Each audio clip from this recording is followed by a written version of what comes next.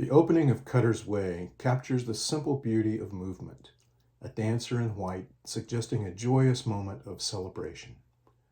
Shot in slow motion, black and white, accompanied by the languid, melancholy sounds of zither and glass harmonica, the scene resembles the haziness of a tattered postcard come to life. A closer look reveals more recognizable images in the form of a parade, banners, other dancers, and American flags. We now feel slightly more comfortable as the images approach modernity, with people dancing on a paved street in the middle of a turn lane. A man wearing black hastily passes across the screen, wishing to make his interruption as brief as possible. Soon others cross the path of the dancers as they advance, heedless of their beauty, and we realize the scene has changed from black and white to color. Yet the camera focuses on the woman in white, as if the purity of this character is not only important, but crucial, because soon she will be gone. This is the opening of Cutter's Way from 1981, directed by Ivan Passer, and today I'd like to take a look at the haunted characters in this film, one of the greatest films from the 1980s. The combination of familiar and ambiguous images in this opening shot, as well as the Jack Nitzsche score, haunt us, implying that something is about to be taken away, both from the foundations of the Santa Barbara community represented by this historic parade and the film's characters. If we think of hauntings as representations of elements, memories, or people who have been removed before the end of their vitality and usefulness, then Cutter's Way is a film devastatingly haunted, particularly in its characters, all of whom are experiencing loss in different ways. We find the first of these characters, Richard Bone, in an extreme close-up, reflected in the bathroom mirror of a hotel room.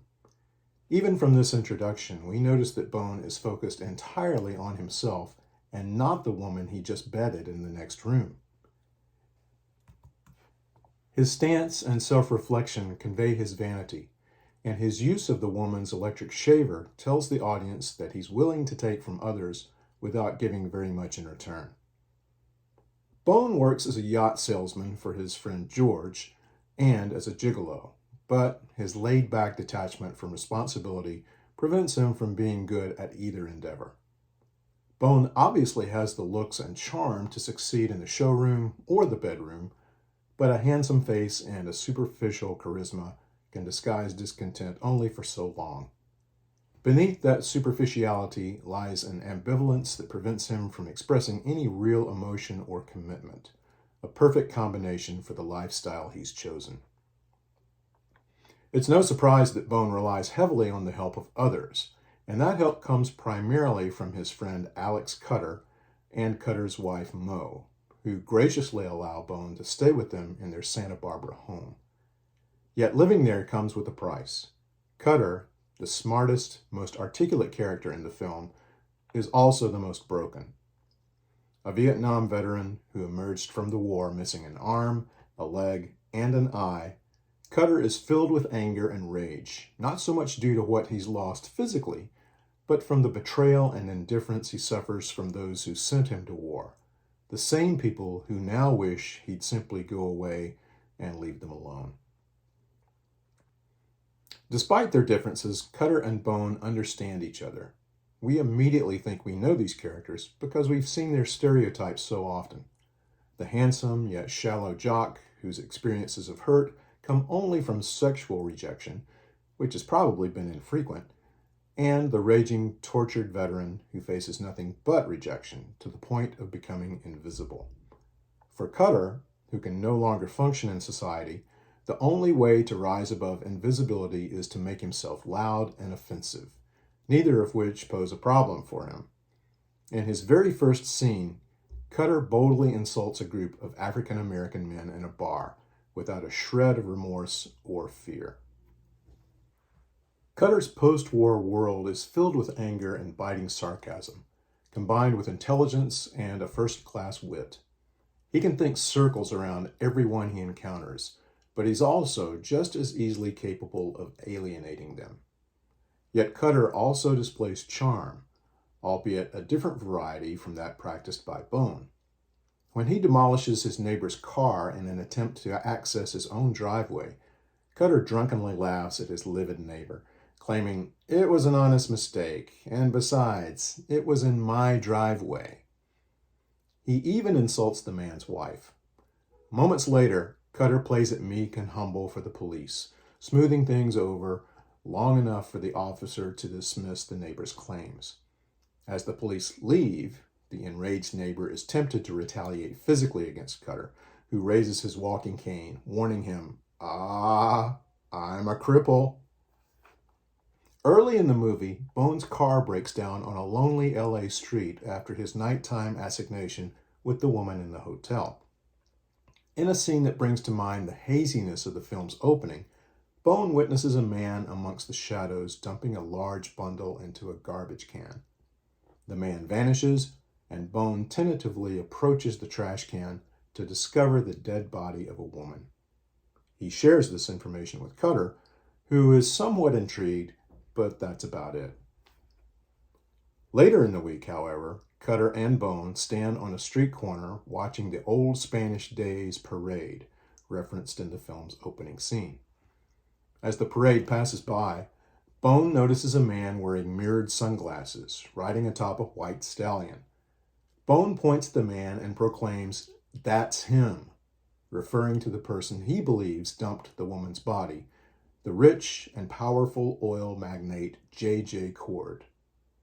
Despite Bone's later statement that maybe this wasn't the man he saw that night, Cutter, practically a literal Captain Ahab, makes Cord his own personal white whale. Cord represents to Cutter everything that's wrong with America, as well as the reason Cutter himself is broken. He's responsible for everything, Cutter proclaims. It's never their ass on the line. It's always someone else's. Yours, mine, ours. The rich have their own set of rules, and the Cutters and Bones of this world are forced to play by them, and often suffer the consequences, whether they follow those rules or not. Acquiescence doesn't necessarily imply safety. Just ask Cutter. Bone's friendship with Cutter is tested when the veteran devises a blackmail scheme to trap Cord. The plan is so poorly and hastily constructed it can only backfire. Yet Cutter has contacted the dead girl's sister, Valerie, who is more than willing to support the project. Although this idea perhaps gives Cutter an outlet for his raging anger and energy, Bone rejects it, confessing to Cutter that now he's not really sure that the man he saw that night was Cord. As Cutter insists on pursuing the blackmail angle, Bone reminds Cutter that his entire strategy is based on a vague sighting on a dark street. Cutter, Bone says, is fantasizing that Cord is guilty. "You've got a big problem," Bone informs Cutter. "Imagination." "It's facts," Cutter replies. "I haven't even begun to let my imagination loose on this one." These two characters are caught in the same dilemma, facing reality and acknowledging their place in it. Both Cutter and Bone have rejected conventional American society.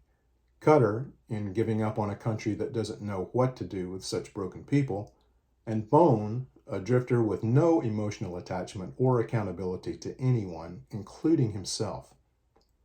Although they arrive at this point in the film via different paths, neither has found a working alternative to the lives they're leading. As harebrained as it may be, Cutter's plan at least gives him a sense of purpose, more hope and direction than anything else he's done since the war. The plan allows him to temporarily escape the nightmares of Vietnam and attempt to quiet his own ghosts.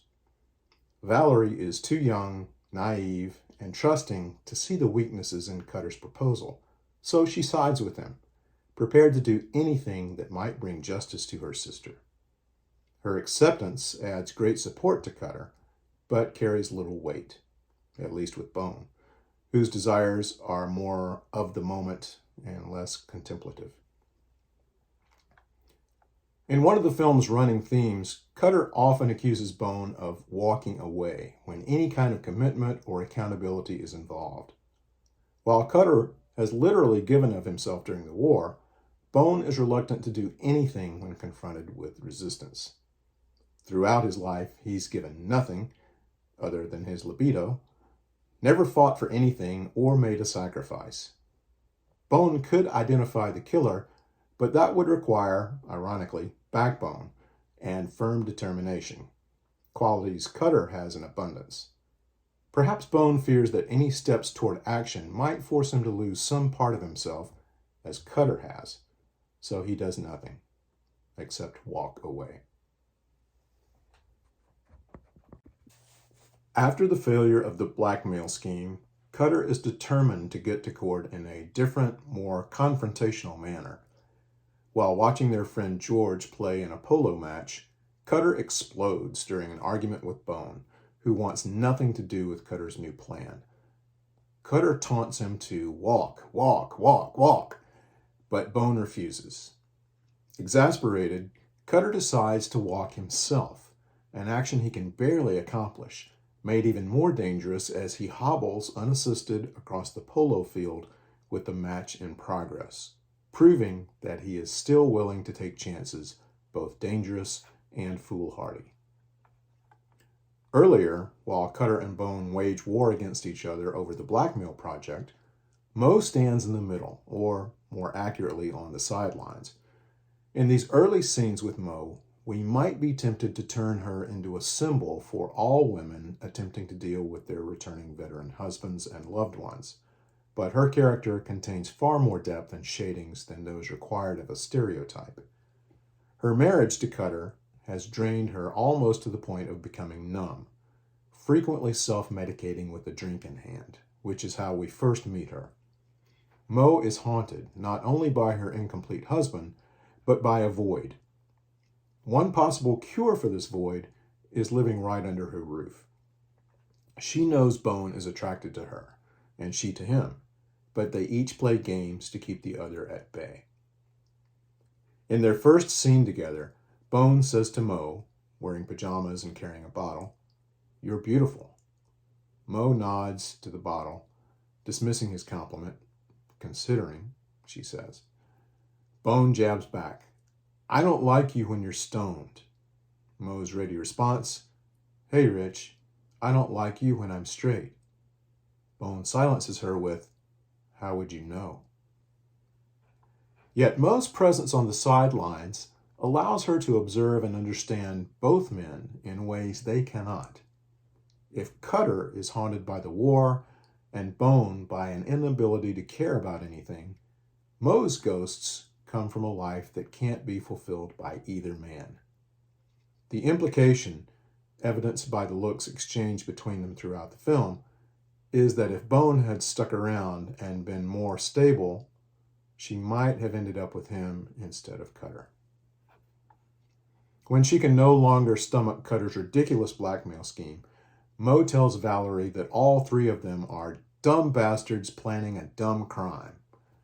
Finally railing against her husband, Mo declares, "I'm your leg, sending messages to your brain, and there's nothing there anymore."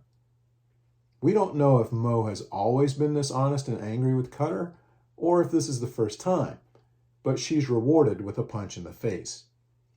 Despite this treatment, we're not convinced Mo is habitually battered, at least not physically. She clearly loves Cutter. Why else would she stick around? But the vulnerability in their relationship has clearly made her sensitive to Bone's occasional flirting. In perhaps the film's most pivotal scene, Mo finally concedes to Bone's advances, crying during their lovemaking, yet begging Bone to stay afterward. Of course, Bone leaves while Mo is sleeping. Walking away is what he does best. Many viewers have speculated as to whether Mo, after sleeping with Bone, took her own life. Did Mo allow the house to burn down through negligence? Had she simply given up? Perhaps Mo recognizes that this moment with Bone is one she can't cling to, a moment that will be taken away regardless of whether Cutter finds out. It is conceivable to imagine that rather than face the consequences of the act, or even the pleasure she derived from it, Mo chooses to remove herself. Rather than risking what just happened as a moment that could be stolen or tarnished, Mo makes it her final moment. Not only do Cutter and Bone not understand each other, neither man understands the world of J.J. Cord, a man who seems haunted by nothing. Although Bone works occasionally for George, who works for Cord, he is literally far removed from the man, brought out by the fact that when he announces to Cutter that's him during the parade, Cutter has to tell Bone who him is. Cutter thinks he knows how Cord will react to their blackmail letter by paying up to cover his reputation and standing in the community. But even Bone recognizes the idiocy of this strategy. The two men are playing a guessing game, with Cutter practically making up his master plan as he goes along, and Bone trying to weasel his way out of it. Yet while these guys are spinning in futility, Cord has absolutely no need to try to understand them. He's in complete control. Did Cord cause the situation that leaves these characters in such a sorry state? Are the tragic outcomes simply the result of coincidence? Are Cutter, Bone, and Mo nothing more than collateral damage in the wake of Cord's privileged procession through life in Santa Barbara? Throughout the film, Cutter and Bone are each portrayed as haunted and incomplete, as if they could be two sides of the same coin. The film seems to imply that if they could be merged together, they might be effective. This is exactly what happens in the film's ending, as Cutter, riding Cord's white stallion, crashes through the window of Cord's study, determined to assassinate him, and dies with his hand on the gun. Bone, grabbing the gun and guiding Cutter's trigger finger with it, becomes one with his friend and fires the film's literal final shot. Cutter's ghosts are now silenced, and Mo's were put to rest earlier. But what of Bone? Of all three main characters, only Bone has taken a decisive step to silence his own hauntings, with the chance, albeit a slim one, to live long enough to enjoy such deliverance. It is up to the audience to speculate what the future, if any, holds for Bone, but at least he has resisted the urge to walk away. Instead, he has fought against the hauntings that have, up to this point, defined him. After the final black screen, the audience is left to contemplate whether or not these three characters are broken souls, losers, misfits, or all three. We can't deny that they are, at the very least, shattered, haunted with unfulfilled hopes that they probably recognized long ago would never find a satisfactory conclusion. Yet they kept plugging away at life. Unlike the dancers in the film's opening, we never see the full beauty of their lives, only hints of untainted remembrances from their pasts. Their struggles come not from trying to compete with the J.J. Cords of this world, but simply from attempting to coexist in a land that he and those like him control.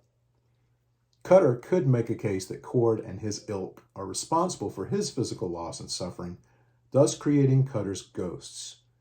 In doing so, Cutter has made Cord a representative of a much larger body of people and ideologies he could never successfully combat.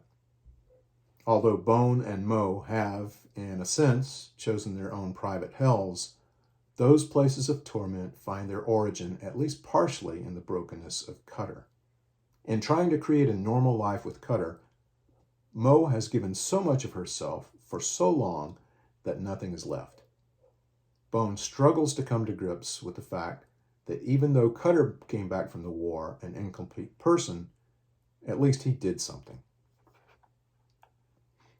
Cutter's way reminds us that we are all broken, incomplete, and just possibly haunted.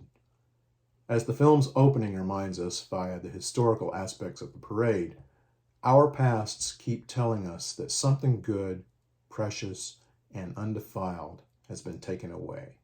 And even if we could get it back, we might not be the better for it. Perhaps Cutter and Mo have chosen to take themselves out of this world.